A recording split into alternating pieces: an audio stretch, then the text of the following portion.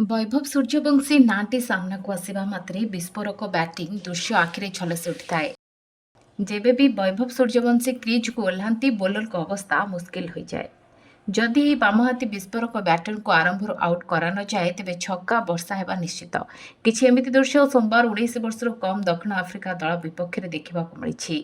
द्वितीय दिनिकिया वैभव सूर्यवंशी निजर विस्फोरक batting mature गतिपथ ही बदलाई। Bharat Duckworth Lewis नियम अनुसार मैच को सहजरे 23 ओभर 3 बॉल 8 विकेट जीति नहीं। दक्षिण आफ्रिकार बोनोनी में खेला जाइथिबा ए मैच वैभव सूर्यवंशी मात्र 21 बॉल 10 छक्का मारिछंती।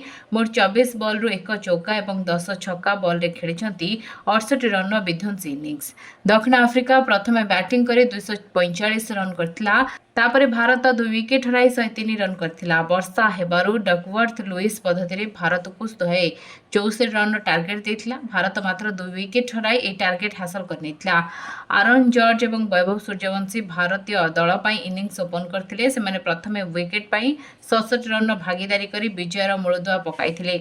वैभव विस्फोरक बैटिंग करथिले। 24 बॉल रे मोट 68 रन करथिले, जेउथिरे 1 चौका और 10 छक्का अंतर्भुक्त।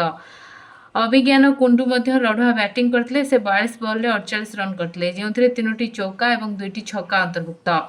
वेदांत त्रिवेदी 31 रन करथिले। उभय खेलाड़ी अपराजित रही निज दल को विजय करिबारे साहाय्य करथिले।